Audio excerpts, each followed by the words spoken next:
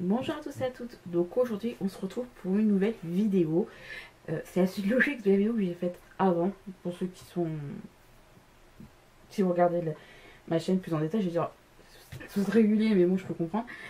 Il s'agit aujourd'hui du tome 2 de Castelville-Lurquin, donc Ange du Lac de Nathalie Pivert-Chalon aux éditions du Panthéon. Alors comme vous pouvez le voir, c'est pile poil le même livre que je vous avais présenté dans la vidéo avant pour le coup. Parce que dans ce tome là, il y a du tome 1, Trésor de Jade, et le tome 2 en Julac, donc ce qui fait qu'il a pas très épais, donc il fait un peu moins de 400 pages, donc 375 pages. Voilà, donc c'est qui est très court, donc il y a le tome 1 et le tome 2, donc le tome 2, on est à peu près, je vais vous dire combien de pages on est à peu près sur du 160 pages à peu près pour le tome 2. En tout cas, ce qui fait que c'est assez court, mais en tout cas, je vais vous en parler plus en détail. Pour l'instant, je vous fais le résumé.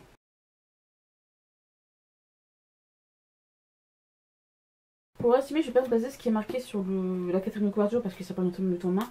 Et dans le tome 2, en fait, on est quelques années après les événements donc, du tome 1. Et en fait, donc, la famille Devon s'est agrandie et va s'agrandir parce que Alan a donc s'est donc marié avec Margot, donc l'instit qu'on a notamment rencontré dans le tome 1 et qui est encore très présente dans ce tome 2, normal. Margot, à ce moment-là, est enceinte de son... Enfin, elle pour son premier enfant et troisième enfant pour Alan. Marc et Juliette ont grandi.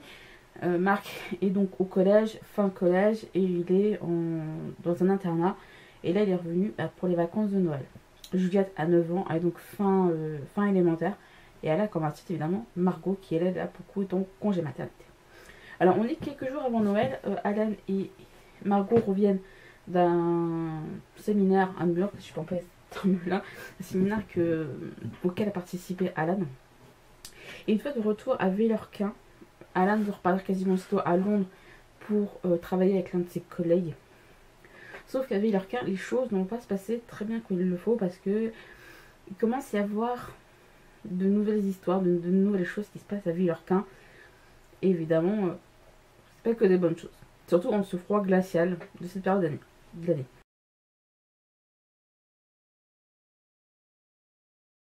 Alors, il y a un terme justement, Thomas était logique que juste le tome 2 qui était justement dans ce volume-là. Et ça a été très rapide en tout cas. Je crois que j'aurais pu lire les deux tomes directement à la suite. Et je crois faire la chronique aussitôt après pour les deux tomes. Enfin, une vidéo par tome. Comme je disais, j'ai expliqué pourquoi dans la précédente vidéo, en tout cas sur le tome 1, que je remettrai dans le petit i ici à gauche, ainsi que dans la description pour que vous puissiez la revoir au besoin. C'est vrai que j'aime bien faire une vidéo par livre, même si c'est pour le coup deux tomes en un pour le coup. Mais voilà, c'est pour moi, c'est plus pratique pour moi.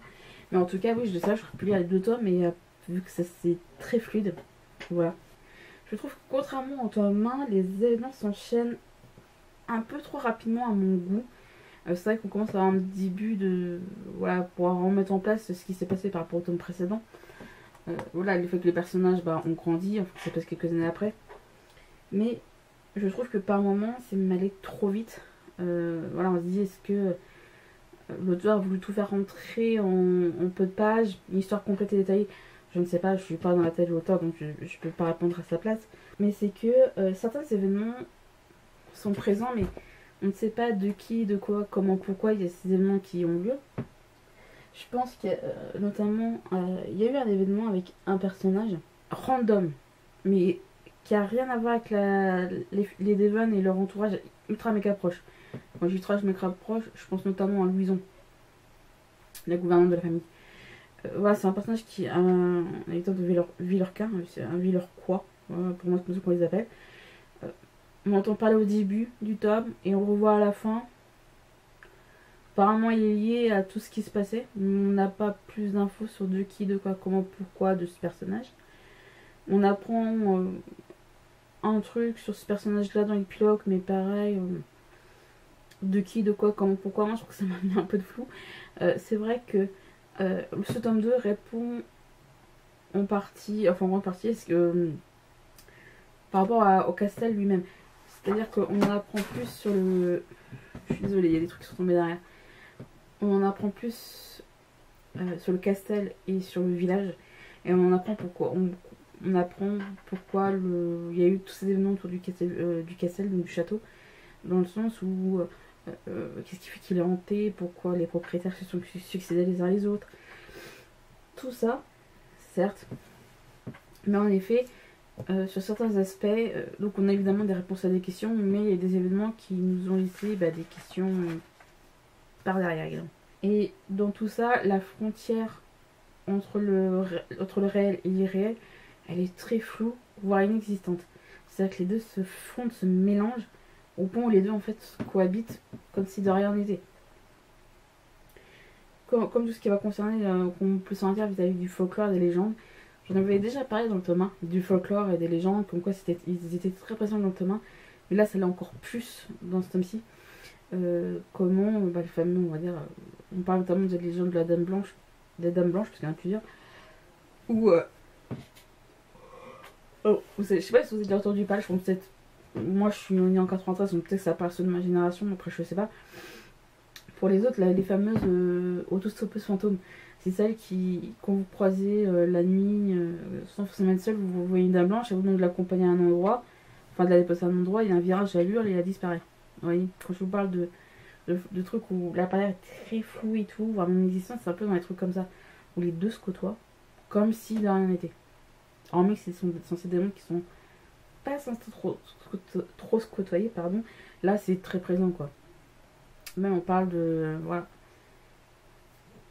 Mais en tout cas, tout ce qui est les histoires du passé, ou justement, est-ce que cette histoire, on la catégorise dans un fait réel, ou dans un truc totalement imaginaire.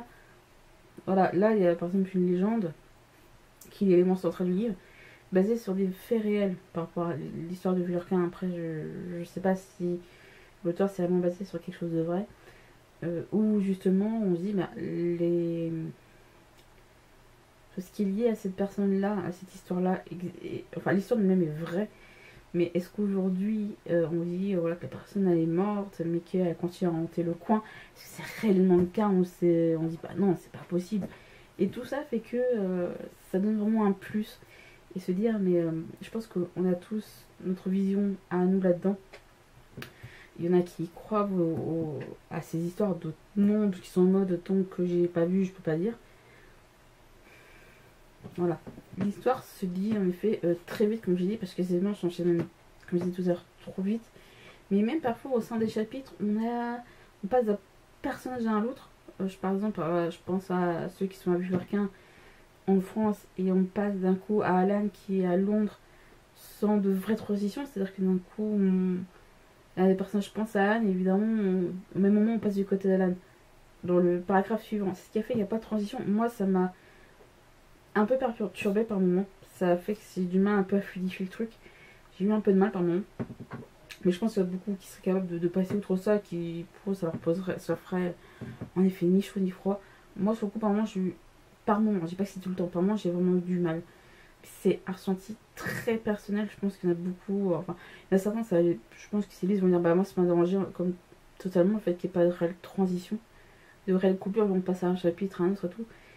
Et d'autres que non, moi ça m'a pas dérangé parce que j'ai gardé une forme de fluidité. C'est-à-dire que dans le même chapitre, on peut passer côté France à côté Angleterre et inversement.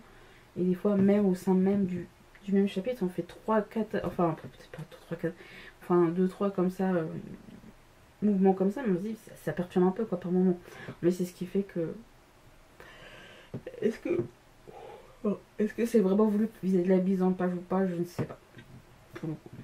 C'est vraiment un petit livre doudou, c'est un truc qui est assez rapide à lire, la preuve. Ouais, j'ai commencé le tome 3, donc le pacte d'Indigo. J'en suis à la 40e page. Donc, je me suis dit, bah en fait, j'ai bien fait d'avoir acheté les tomes suivants parce que j'ai terminé le tome 2, j'ai aussi acheté sur celui-là. Donc, je continue après quand j'aurai fait la vidéo et tout ce qui va avec. Mais en tout cas, j'ai hâte de lire la suite, de vous présenter notamment le tome 3 et également le tome 4 juste après.